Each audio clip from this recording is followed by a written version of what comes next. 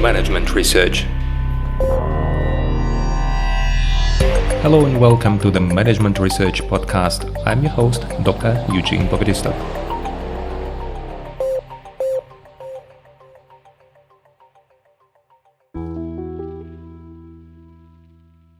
Hello and welcome to the next episode in our mini-series dedicated to the Relational Models Theory. In this episode, we're going to talk about the fourth model proposed by Alan Fiske, and it is the model called market pricing. We talked already about the communal sharing and authority ranking and equality matching models, and now we have the market pricing. According to Alan Fiske, if I remember it correctly, this is the last model that we develop in our life, but we develop all these models in a very young age. If I remember it correctly, with the age of 3, we developed the authority ranking model. And the first model that we develop from the birth, our understanding of the world, is the communal sharing. And then from a certain time, we develop the equality matching, where we rely on friends and so on. So probably with 8-10 years, you start developing the equality matching model of relationships. The last model is the market pricing, and the market pricing model is the most modern model where actually you put value on whatever you do. And this value has to be very precise. Remember I told you the situation, so if I help you repairing your motorcycle, you are helping me with painting my ceiling. This would be the key pro quo relationship, and if I oblige you something, then I just do something for you. A kind of equivalent, the felt equivalent. In the event of market pricing, this model would look differently. I would have told you that, let's say, 1 hour of my work costs, I don't know how many euros, and 1 hour of your work costs so and so many euros. And that is why we need to agree. If I helped you 1 hour helping repairing your motorcycle, then you have to spend 4.5 hours on painting my ceiling, or you have to pay me for my work and I will pay you for your work. This would be the kind of market pricing type of relationships. With regard to exchange, every party gets proportional to what it gave. So if you invested something, you have to get something for this back. And it will be done proportionally. So if your value of your work is higher and you invested 1 hour, then you also get more money from this project, or you get more attention, or you get something else. The things are divided based on the payment or level of contribution. So if we have to divide the resources, you get those resources that you paid for. And if we all paid, then those who paid more will get a higher piece of these resources. With regard to the work dimension, the payment is proportional to the length, quality, and amount of work. As I showed you with example of motorcycle repairing and ceiling painting. With regard to morals dimension, in this model, all members have right to a fair rate of return for investment. And if they make decisions are based on the cost-benefit ratio of the parties. So those who paid more, they have also more power in the decision-making. So kind of the investor who invested more has also a higher impact on the final decision.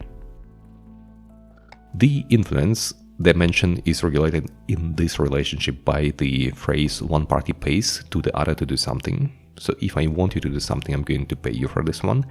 Usually we talk about payment in money or in dollars or in euros, but it can be also payment in something else, but which is a close equivalent to the money. For example, that you invested so and so many hours, and as I know how much my hour of work is worth and how much your hour of work is worth, then I have to invest the respective amount of time. So this is actually calculated via money, just showed in the time, how much time I have to spend on helping you, or you have to spend on helping me because I helped you or you helped me with something. And with regard to identity dimension, the parties expect to get the same rate of return that the other people get. So if there should be a kind of fairness, but the fairness is not everybody gets the same, but the fairness is everybody gets based on his or her investment into the project. As you imagine, this type of relationships, when I explain them to my students, I say this is the one type of relationships that we usually have within the firms, which is of course wrong, because in firms, yes, but not everybody and not so often as people think. And I observed it many times in Ukraine, more seldom in Germany, very seldom in Austria, and very often in the US. But what I want to say that this type of relationships may appear in different relationships. For instance, I know a family that applied the market pricing model in the work with their kids. The kids did not only receive the pocket money, they received much more money, and they had to decide, for example, what they will do with it. It was like a salary. And they decided that they could spend the money on clothes, they could spend money on bus ticket, but it was not, for example, sufficient to buy both of it. That's why they had to negotiate it, they had to decide what they do with the money, and they could have decided to buy better clothes and then go by bicycle to school. It is not only this, based on how much work they spent at home, they also received some additional money. So if they did something good for the family, for the home, they also get a kind of pay, because it was a kind of small salary increase in how much of this big pocket money they received. Very interesting type of relationship. I observed it only once, but it can also appear in different other relationships. As I showed you, it can happen that it will be observed within a family. Happens for me very seldom, but I saw it.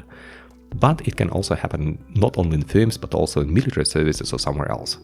In the private military companies, this would probably be the case. So if you do something, you have to be paid for this one, and you do it not because you take care of your peers, you take care of your co-soldiers, you take care of your country. No, you do it just because you're paid. And the more you're paid, the more you have to deliver. We have now all 4 models of relationships. We learned about the communal sharing in the first episode, equality matching second episode, authority ranking third episode, and now market pricing the 4th episode. In the next episodes, we're going to talk about the conflicts, why they appear, and why is the theory so interesting, and why do we need to know about all of these 4 models and to be aware of applying these 4 models in our life. And by the way, we apply all 4 of them. We just switch between them in the different types of relationships. I hope it was interesting, and I hope you're eager to know what's going to happen in the next episode. Wish you all the best. Be patient. Soon you will know the most interesting implications from the theory for practitioners. Wish you all the best, and bye-bye.